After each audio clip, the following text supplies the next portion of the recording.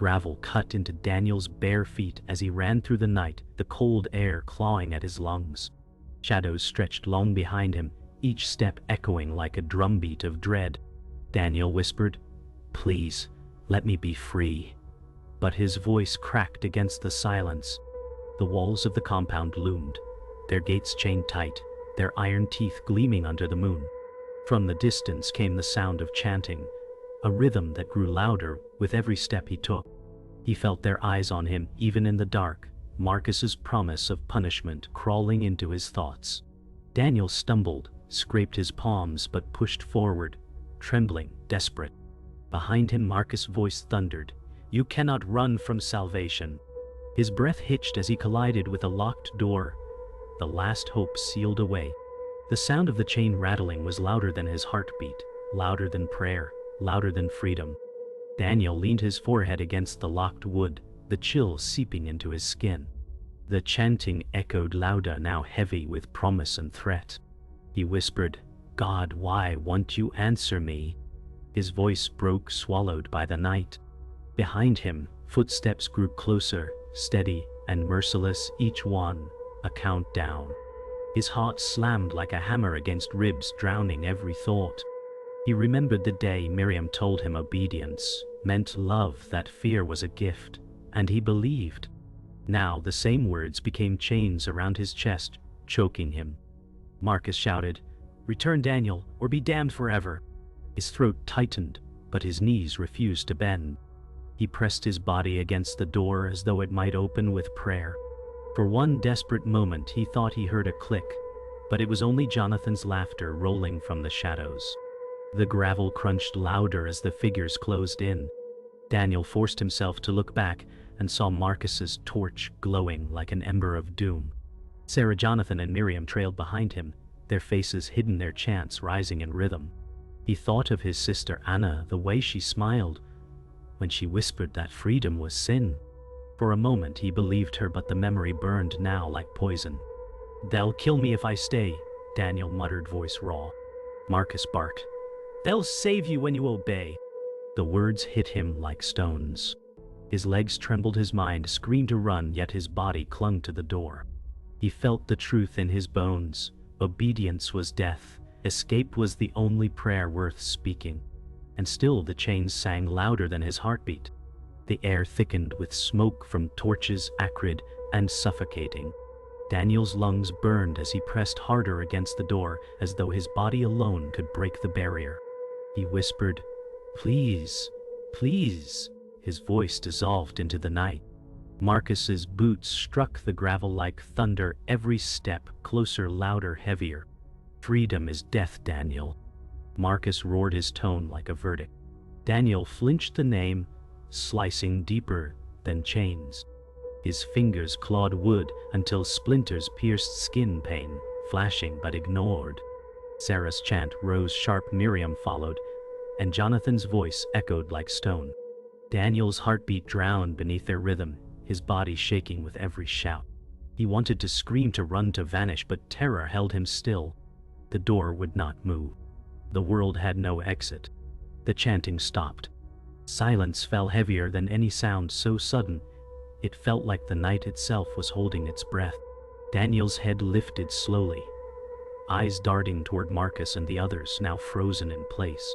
Marcus stood still, torch raised high, his face twisted in a cruel smile. "You pray for freedom, Daniel." "Marcus," said voice low but sharp as glass, "but dreaming is sin."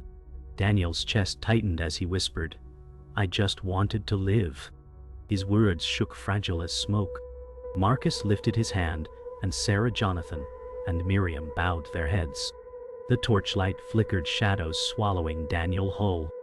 He pressed once more against the door, but it gave nothing back. The slam that followed was not the door, but his own hope closing in on itself. In that moment, Daniel knew he was no longer running. He was already caught. Daniel sat in the courtyard days before his escape attempt, the dust hot under his knees, as he bowed with the others. He remembered how Marcus spoke of family as chains of salvation. "Love binds you to truth," Marcus declared with a smile sharp as iron. Daniel clung to the words because he longed for belonging, for a home he never had outside. Sarah whispered to him once, "Obedience will keep you safe," her tone more tender than the doctrine allowed. He wanted to believe her, wanted to think safety was love. The chanting around him filled the air like smoke, heavy and unrelenting. Jonathan struck the drum in rhythm, his face stern, his eyes locked on Daniel. Anna sat beside him, his sister, her small hand brushing his, as though reminding him he was not alone.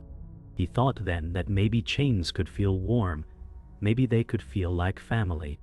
Daniel remembered the sermons where Marcus stood high above them on a wooden platform, his robe fluttering in the wind. "Fear is love's greatest gift," Marcus declared, his voice echoing across the courtyard. Sarah lowered her eyes, lips moving in prayer. Jonathan raised his fist, shouting amen with fervor. Miriam's chant rose in harmony, sharp and unwavering. Daniel sat in the crowd, heart tight, wondering why love had to feel so heavy. Anna leaned against him and whispered, "Does love always hurt?" Daniel pressed her hand, unsure of any answer. Marcus's eyes scanned the faces, lingering on Daniel as though reading his doubt. The moment their eyes met, Daniel looked down quickly, pretending to pray. But his thoughts burned louder than chants. He wanted to belong, but belonging here was suffocating him. That night Daniel remembered how they gathered around the fire, the flames snapping with sparks. Jonathan told the story of a boy who disobeyed and was never seen again. His voice was flat, practiced, and sharp like stone. Miriam nodded solemnly, her eyes fixed on Daniel as though the tale was meant for him. Sarah sat beside Daniel, her hand brushing his arm as if to offer comfort, though her silence felt like warning. Marcus watched them all, torchlight flickering across his expressionless face. Anna whispered, "Don't believe them," but her voice was barely a breath, almost lost in the crackle of wood.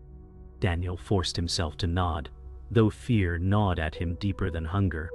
He wanted to stand, to shout, but the firelight showed him the truth. Fear was their meal, and he was already fed. Daniel's memory returned to mornings where the bell rang before the sun rose. They lined up in silence, heads bowed, eyes low. Marcus walked among them, his boots crunching gravel like thunder. "Discipline is love," he declared, his tone sharp. Jonathan struck a boy across the back for stepping out of line, the sound like a whip echoing in the cold air. Miriam stared ahead, unmoved, lips whispering prayer. Sarah glanced at Daniel, her face soft for just a moment, but her eyes warned him not to falter. Anna stood small in line beside Daniel, her face pale, her hands trembling. Daniel whispered, "Hold on," his voice barely audible, but Anna's small nod showed she heard. That was the moment he understood. Love here was measured by pain, and every dawn began with chains tightening. Daniel remembered the first time he wanted to leave. It was after Marcus forced him to kneel for hours, whispering verses until his lips bled. "Endure, and you will be loved," Marcus said, his voice dripping like poison. Sarah stood behind him, eyes full of pity she dared not speak aloud. Jonathan paced, ready to strike if Daniel faltered.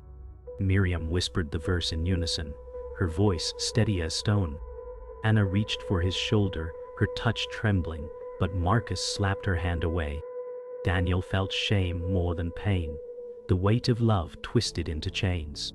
His knees ached, his heart heavy, and yet a thought sparked in his chest. "What if love is freedom?" he whispered inwardly, so quietly even his own ears barely heard. That was the day the seed of rebellion was planted. The morning began with ritual repetition, choking like smoke. Daniel repeated the verses with dry lips, his voice lost in the echo of dozens. Marcus paced before them, his robe sweeping dust into the air, eyes sharp on every bowed head. "Fear binds you, fear protects you," Marcus declared, his tone both sermon and warning. Jonathan struck the drum again, each beat heavy as a heartbeat. Miriam raised her hands skyward, her chant shaking the silence. Sarah's voice joined, softer, but still trapped in obedience. Anna whispered the verse, her tone thin and broken, and Daniel looked at her trembling lips with pain. He spoke louder to hide her weakness, heart pounding as Marcus's eyes landed on them both. The ritual was endless, day after day, until Daniel felt the verses burrow under his skin like thorns. At night, Daniel remembered how Jonathan forced him and others to kneel in gravel until knees bled. "Pain cleanses doubt," Jonathan barked, his voice sharp. "Ow." Daniel bit his lip, blood mixing with sweat, refusing to cry. Anna whimpered beside him, too young to bear the weight, but Marcus' glare silenced her before she could sob. Sarah shifted slightly, her eyes glancing toward Daniel, as if begging him to stay still. Miriam led a chant, her voice flat, endless, pushing the rhythm of obedience forward. Daniel's body shook with pain, each stone digging deeper, but his mind whispered rebellion. He thought, if pain cleansed, then why did his heart ache worse each day? The silence after the chant was heavy, broken only by Jonathan's order to rise. The cost of standing was pain, but the cost of refusing was far worse. Daniel learned quickly that every smile could be a trap. Sarah once passed him bread with soft hands, whispering, "Stay strong," but he feared even kindness. Jonathan's eyes scanned constantly, ready to punish. Marcus moved through the compound like a shadow, every step reminding them that he was everywhere. Miriam's voice rang through corridors, teaching verses that felt more like chains than prayers. Anna clung to Daniel's arm at night, whispering she dreamed of sunlight beyond the walls. Daniel whispered back, "Someday," though fear made him doubt his words. That night Marcus announced, "The weak are watched, the strong are honored," his gaze falling on Daniel again. He felt the weight of spies all around, every follower a possible betrayer, every act of kindness a possible noose. Trust died in silence, and silence was survival. One dawn, Marcus demanded confessions, calling each by name. "What sin hides in your heart?" he asked, his eyes cutting like knives. Daniel's chest tightened, his thoughts screaming, but he spoke the words they all used. "I doubt myself," he said, voice shaking. Marcus smiled thinly, yet Jonathan's stare burned as if daring him to reveal more. Miriam confessed her envy of silence, Sarah whispered fear of weakness.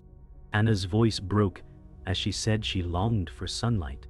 Marcus struck her cheek, and Daniel nearly cried out. He bit his tongue until it bled, swallowing his rage like fire. Marcus declared, "Confession binds you to purity." The chant resumed, but Daniel's chest still burned. He realized that truth here was punished, and lies were rewarded. The cult's power thrived on silence dressed as honesty. Daniel's first punishment arrived after he refused to sing loud enough. Marcus's voice thundered, "Weakness breeds rot." Jonathan dragged him to the center of the courtyard, forcing him to his knees. Miriam's chant grew louder, drowning out Daniel's gasps.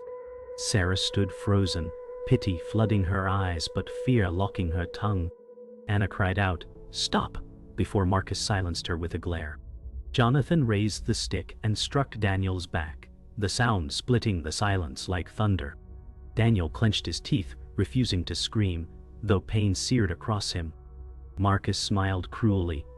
"Strength is forged in fire." Daniel felt his skin burn but swore inwardly, never to let them break him. His silence was his rebellion, his first small act against their control. That day Daniel's heart whispered louder than their chants. He wanted freedom more than fear. The night air was thick, torches throwing jagged shadows across the courtyard where Marcus called for loyalty. Daniel stood among the others, body tense, knowing something was coming. Marcus's voice cut like steel as he declared, "Tonight one will prove devotion through sacrifice." Daniel's chest tightened, his hands cold. Sarah's gaze flickered toward him, pity hidden beneath obedience. Jonathan stood nearby, his jaw rigid, his eyes filled with expectation. Miriam's chant rose softly in the background, a hum that sounded like chains tightening. Marcus gestured toward Anna, his expression cruelly calm, and Daniel's heart dropped. "The innocent must be purified," Marcus said with false tenderness. Anna trembled, eyes wide as she whispered, Daniel. He stepped forward, desperate, but Marcus raised his hand, freezing him in place. To love is to betray, Marcus announced, his voice rising over the flames. And then Sarah stepped forward, voice shaking, but steady. I will show loyalty. Daniel's breath caught, the betrayal cutting sharper than any blade. The fire cracked, shadows swallowed faces, and Daniel felt the world splinter. Sarah's steps echoed as she walked toward Marcus, each one heavier than the last. Daniel whispered, "No, Sarah," but his voice was lost under the chants rising from Jonathan and Miriam. Marcus's smile stretched, cruel and patient, his eyes fixed on Sarah as though she had been chosen all along. "You know what must be done," Marcus said softly, though the words struck like thunder. Sarah's hands shook as she turned to Daniel, her eyes glassy with tears. "Forgive me," she whispered, her voice breaking. Daniel's breath hitched, his mind screaming, his body frozen in fear. Anna clutched his arm, whispering, "She wants, she can't." Jonathan's chant grew louder, beating like a war drum. Miriam's voice rose higher, piercing, relentless. Sarah bowed before Marcus, her voice trembling as she declared, "I choose loyalty." Daniel's knees weakened, his heart breaking as if torn in two. Marcus placed his hand on Sarah's head like a blessing, but his eyes burned with triumph. Daniel realized betrayal did not always come with anger. Sometimes it came cloaked in love. Daniel's thoughts raced as Sarah's voice echoed in his ears. "Forgive me." He could still see her face, torn between compassion and doctrine. Marcus spoke of loyalty as Sarah trembled before him. Jonathan raised his fist, shouting praise, and Miriam's chants swelled like waves. Anna whispered, "She betrayed you," her small voice carrying more truth than any sermon. Daniel felt as though the ground beneath him shifted. Every act of kindness Sarah had ever shown now twisted like a knife. He whispered to himself, "She chose them over us." The firelight glared off Marcus's cruel smile as he placed Sarah beside him, raising her as proof of devotion. Daniel's chest ached, breath shallow, as realization sank in. Trust was no longer safe. The truth unraveled in Daniel's mind like torn threads. Marcus's divinity was nothing but control. Sarah's love nothing but obedience. He remembered the way Marcus promised salvation through suffering, how Jonathan enforced discipline like a weapon, and how Miriam sang chains into him. Anna clung to him, whispering, "Don't trust them, Daniel." His chest tightened as he realized the walls weren't built from stone alone. They were built from betrayal. Marcus declared, "Purity demands sacrifice," his voice steady as if he was speaking simple truth. Sarah bowed her head. Jonathan's chants grew louder. Miriam's voice soared, and the others bowed in unison. Daniel's pulse thundered in his ears. He whispered to Anna, "We can't stay, not anymore." In that moment, rebellion sparked fully alive inside him. That night, Daniel lay awake, eyes fixed on the ceiling of the wooden hall, his mind burning. Sarah's words haunted him. Marcus' smile poisoned his thoughts. Jonathan's voice echoed like chains, and Miriam's chant still rang in his ears. Anna whispered, "Daniel, will we ever be free?" He turned to her, brushing her hair back gently, whispering, "We must try." His chest ached with fear but burned with defiance. For the first time, he no longer believed Marcus's power was divine. It was only cruelty. The betrayal had given him clarity. He realized escape might cost his life, but staying would surely kill his soul. The cult had taken his childhood, but it would not take his will. In silence, he made his vow. He would endure the shadows, endure the pain, until the moment came to break free. The night was silent except for Ethan's heartbeat pounding in his ears. One. He crouched near the wooden wall, shadows masking his thin frame. Lydia clutched his arm, whispering, "We can't."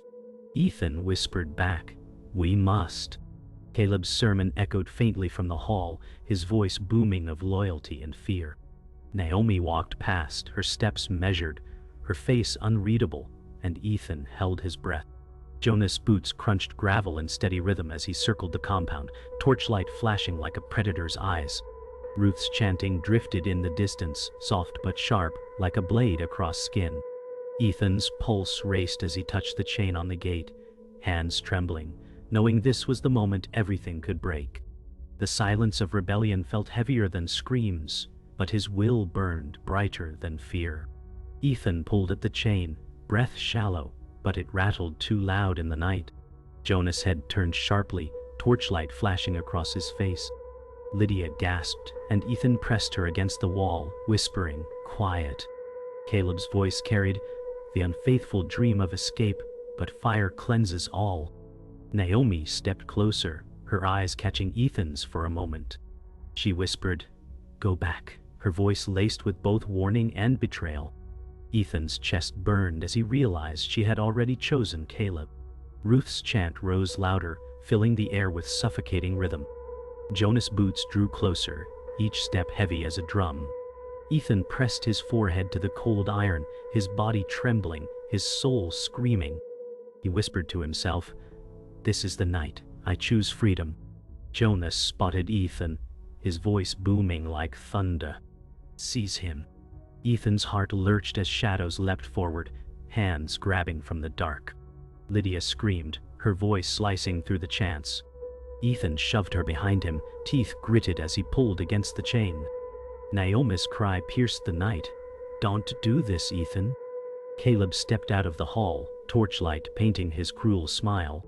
"The boy chooses death," Caleb declared, his tone triumphant. Ruth's chant soared higher, the rhythm pounding like 1,000 hammers. Ethan's mind screamed, his body burning with fear, but his spirit refused to bend.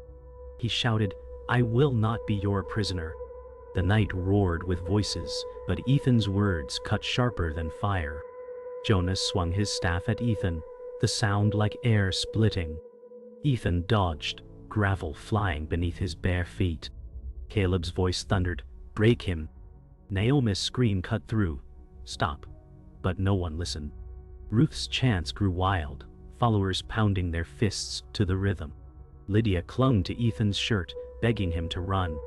Jonas struck again, the wood cracking against Ethan's shoulder, pain searing like fire. He staggered but didn't fall, his breath ragged but his will unbroken. "I will not kneel," Ethan shouted, his voice raw. Caleb's smile twisted darker, his eyes gleaming. "Then you will burn." The night exploded in chaos, chants colliding with screams, firelight tearing shadows into monsters. Ethan knew this was the breaking point, where obedience ended and survival began. The fight reached its peak. Jonas lunged again, staff swinging with brutal force. Ethan caught it mid-air, hands bleeding, eyes blazing with defiance. Lydia screamed, "Run!" Naomi turned away, tears streaking her face, her silence heavier than words. Caleb stepped forward, torch burning high, his voice booming, "Choose submission or death." Ethan's chest heaved, his body broken, but his spirit burned brighter. He shouted, "I choose freedom," and shoved Jonas back with all his strength. The crowd gasped, chants faltering for the first time. Ruth's voice cracked, the rhythm breaking. Caleb's eyes narrowed, fury burning like fire, but Ethan stood tall, trembling yet unbroken. In that moment, the boy they tried to break had become something they could not chain. The courtyard lay in silence after the clash, firelight flickering across broken faces. Ethan's back burned with pain, but his eyes stayed unbroken. Caleb glared at him, fury masked beneath a smile. Jonas' staff rested at his side, his breath heavy, his eyes dark with doubt. Ruth's chants had faltered, her voice trembling with the weight of silence. Naomi stood still, her tears streaking, her betrayal heavy in the air. Lydia clung to Ethan's side, her body shaking, whispering, "We survive." The night smelled of smoke and fear, but for the first time Ethan felt something beyond chains. The rebellion had not freed him yet, but it had broken the silence, and that was the first taste of freedom. The morning came gray and cold, the compound quieter than ever. Ethan limped through the courtyard, Lydia holding his hand. Caleb stood before the followers, voice calm but sharp. "One defies, all suffer," he said, promising punishment. Jonas looked down, his silence unusual, his jaw tight with conflict. Ruth's chanting began again, but weaker, each word hollow. Naomi avoided Ethan's eyes, her face pale, shame carved into her expression. Ethan whispered to Lydia, "Their words are empty now." For the first time, he saw fear not only in himself, but in them. Caleb's power had cracked, and everyone felt it. That evening, Ethan sat by the wooden fence, his back against rough boards, Lydia asleep on his shoulder. He looked at Naomi across the yard, her face shadowed with guilt. She whispered, "I thought betrayal would save you." Ethan's jaw tightened as he replied softly, "It only chained us deeper." Jonas walked past, his eyes catching Ethan's for a moment. There was no anger in them, only weariness, as if his loyalty was fraying. Ruth knelt by the fire, her chant faltering, the words like ash in her mouth. Caleb's shadow stretched long from the hall, his presence still heavy but less absolute. Ethan touched the fence, imagining the world beyond. He thought, even if chains bound him now, the cracks had already begun. When the punishment came, it was quieter than the crowd expected. Caleb forced Ethan to stand before them, his voice soft but cruel. "Defiance leaves scars," he said. Jonas held Ethan's arms, though his grip lacked conviction. Naomi stood nearby, her lips trembling but no words coming. Ruth's chant began louder this time, desperate to restore control. Lydia cried out, "Stop!" but her voice was drowned by the rhythm. Ethan winced as Caleb pressed the chain against his back, cold metal cutting into bruised skin. Yet Ethan raised his head, eyes steady, voice low but fierce. "You cannot break me." For the first time, Caleb's hand shook. The silence that followed was heavier than any chant. The night ended with silence heavier than screams. Ethan sat against the locked gate, Lydia curled beside him. Naomi lingered nearby, her eyes full of regret. Jonas stood in the shadows, torch lowered, his face unreadable. Ruth's chants had stopped, her voice gone. Caleb remained inside the hall, his presence absent for the first time. Ethan whispered to Lydia, "We are still here," his voice steady despite pain.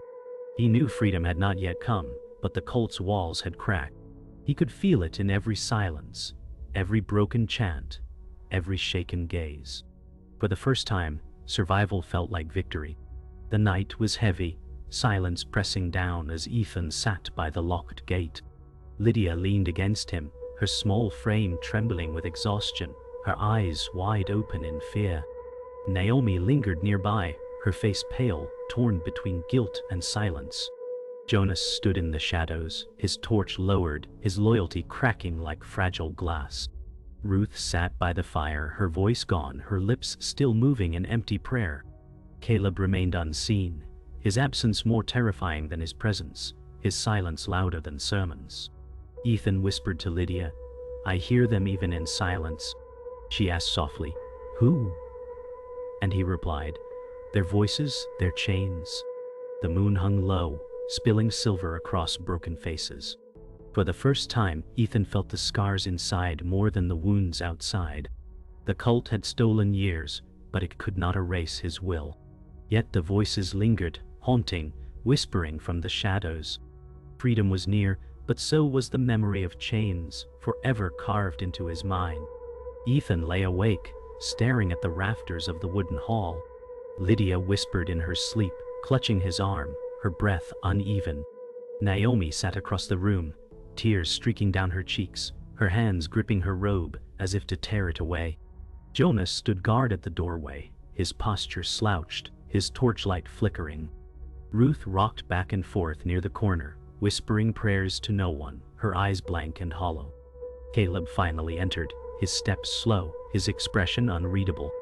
He looked at Ethan and said softly, "Dreams are your sin." Ethan's chest tightened, but he whispered back, "Dreams are all I have left." Caleb's eyes narrowed, his silence more dangerous than his words. In that moment, Ethan felt the cult's power crumble not with shouts, but with silence. He closed his eyes and swore he would carry the scars, but not the chains. At dawn, Ethan watched as the cult gathered once more, their chants hollow, their voices broken. Caleb raised his hand, trying to reclaim control, but the silence between words betrayed him. Naomi bowed low, but her eyes darted to Ethan, regret painted across her face. Jonas struck the drum, yet each beat felt weaker, his strength fading. Ruth lifted her voice, but it cracked, the hymn shattering into fragments. Lydia clung to Ethan's arm, whispering, "It's ending." Ethan looked at Caleb and saw not a prophet, but a man desperate to hold chains that were slipping. He whispered, "You cannot bind me anymore." For the first time, the chant faltered completely. Silence filled the courtyard, louder than any song. The day waned, and the compound grew quiet, torches flickering against stone. Ethan sat with Lydia at the gate, his back sore but his eyes steady. Naomi approached, her steps slow, her face shadowed with regret. She whispered, "I wanted to protect you, but I was weak." Ethan looked at her and said, "Weakness is silence." Jonas lingered nearby, his torch lowered, his expression unreadable. Ruth prayed in broken whispers, her words slipping like sand. Caleb did not appear, his absence heavier than presence. Lydia leaned against Ethan and whispered, "Do you think we will ever be free?" Ethan brushed her hair and answered, "We already are, inside." His voice trembled, but his words carried a new truth. That night, the cult fell into silence, no chants, no sermons, only shadows. Ethan pressed his head against the cold iron gate, Lydia asleep at his side. Naomi sat apart, staring at the ground, her tears drying. Jonas stood near the fire, his torch lowered, his face grim but empty. Ruth whispered alone, her words lost in the wind. Caleb's voice did not rise, his silence was the final scar. Ethan whispered, "I still hear them chanting in my dreams." The night swallowed his words, leaving only the sound of his breath. Freedom was not yet real, but the chains inside would remain forever.